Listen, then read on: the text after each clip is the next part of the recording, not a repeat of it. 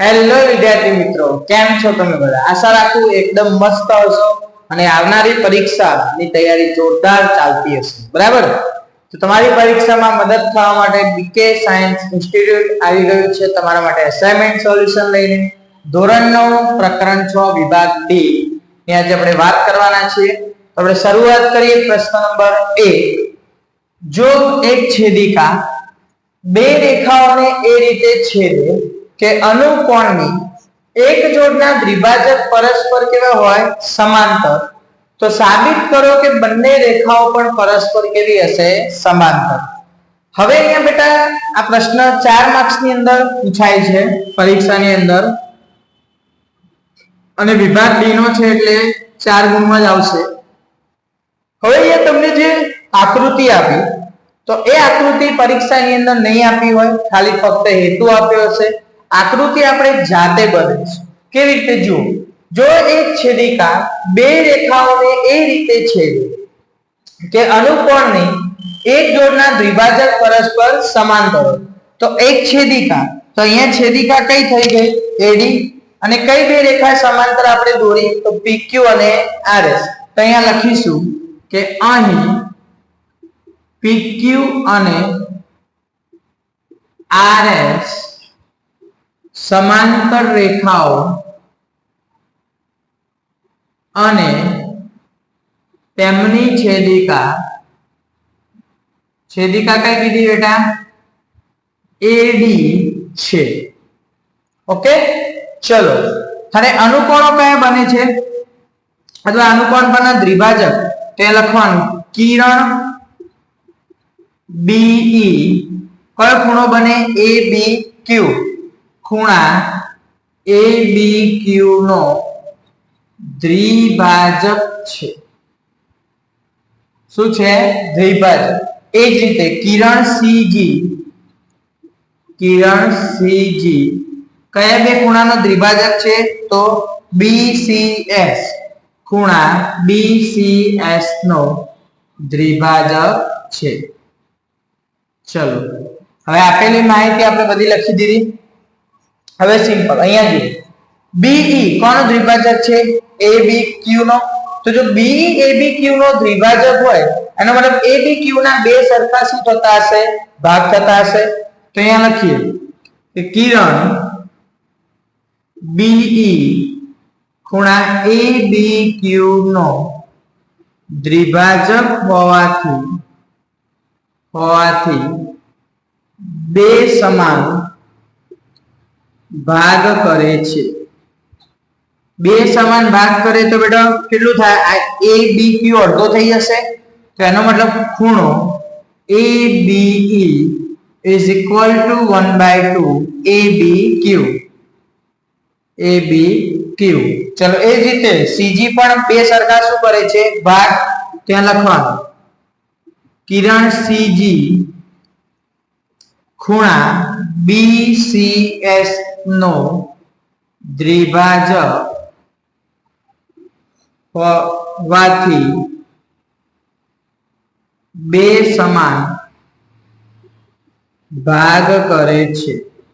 ચલો, હવે એ પણ બે સમાન ભાગ કરે છે તો બે સમાન ભાગ કોના કરશે? BCS ના. તો એનો મતલબ શું થયો કે ખૂણો BCG is equal to 1/2 BCS. આ બેટા પરિણામ નંબર 1, પરિણામ નંબર 2.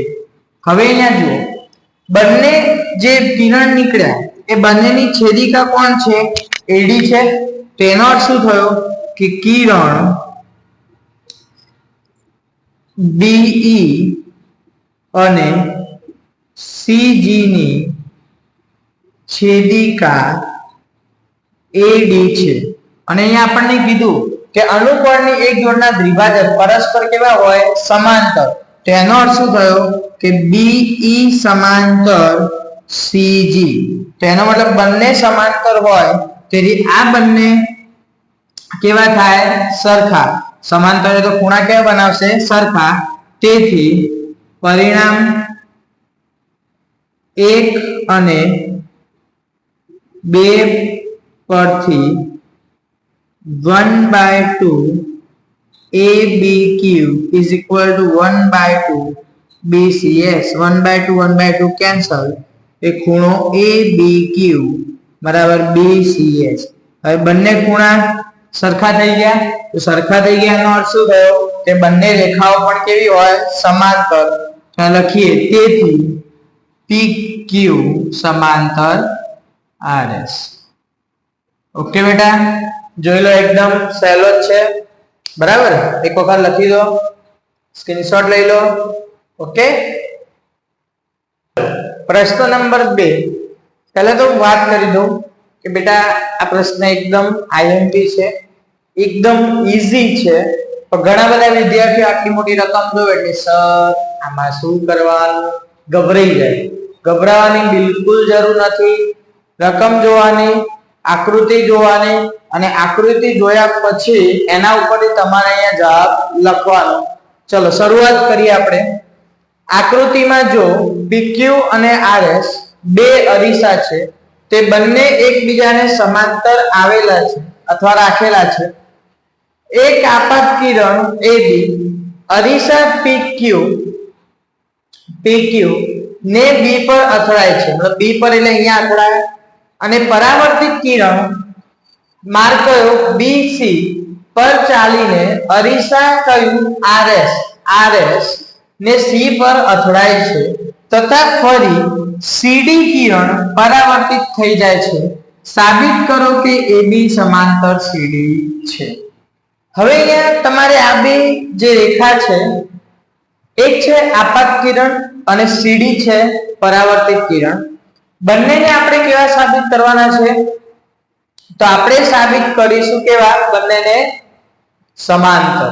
હવે સમાંતર બેટા ક્યારે સાબિત થાય કે જ્યારે આ બંને જે ખૂણા બનાવે એ ખૂણા મતલબ જે અંતઃયુગ્મ કોણ બન્યા એમને હું સરખા સાબિત કરી દઉં, સમાન સાબિત કરી દઉં, તો બંને રેખા અથવા બંને કિરણ કેવા થઈ જાય, સમાન. ઓકે, શરૂઆત કરીએ.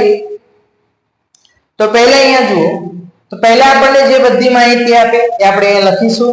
ચલો પહેલા આપણે શું લખીશું, તો જુઓ પરાવર્તનના નિયમ પ્રમાણે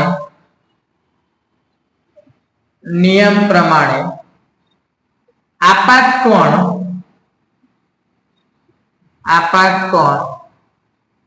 is equal to પરાવર્તન કોણ. મતલબ આપાત કોણ અને પરાવર્તન કોણ હંમેશા કેવા હોય, સરખા હોય બરાબર. બીજું અહીંયા તમે જુઓ કે બંને એક આપાત થયો અને અહીંયાથી પરાવર્તન થયું, તો અહીંયા હું PQ ને એક સમાંતર PQ ઉપર એક લંબ દોરું BL, અને એટલે આપાત કોણ અને પરાવર્તન કોણ છૂટા પડશે બરાબર. તો અહીંયા લખીશ કે અહીં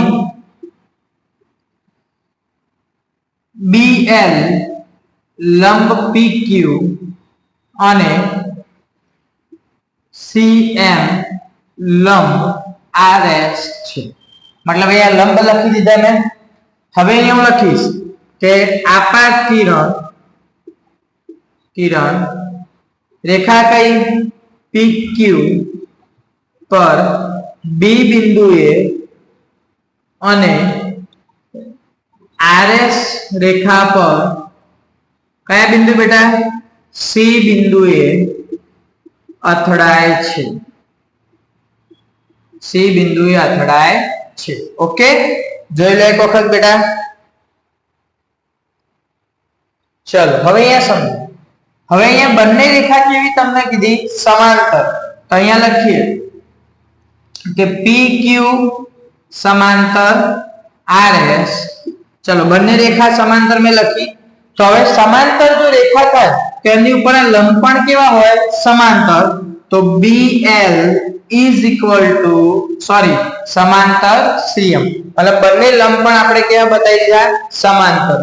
હવે અહીંયા સમજો કે અહીંયા બે ખૂણા, ધારો કે જુઓ કે LBC ખૂણો LBC is equal to MCB. મેં સમાન લખ્યા. કેમ કે આ બંને ખૂણા કેવા બને, અંતઃયુગ્મ કોણ. અને અંતઃયુગ્મ કોણ બેટા હંમેશા કેવા હોય, સરખા હોય. બરાબર. ચલો હવે આ પરાવર્તનના નિયમ પ્રમાણે તો લખીએ આપાત કોણ ઇઝ ઇક્વલ ટુ પરાવર્તન કોણ. ચલો આપાત કોણ, તો પહેલો આપાત કોણ કયો બને? ABL, ખૂણો ABL is equal to LBC. અને એ જ રીતે બીજો આપાત કોણ કયો બને? BCM is equal to MCD.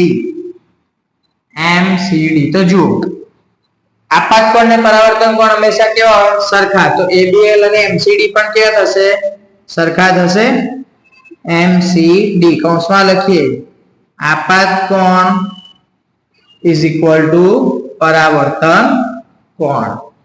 Okay, ચલો અહીં સુધી ખ્યાલ આવી ગયો બેટા? એકદમ ઈઝી છે, કશું જ નહીં કરવાનું.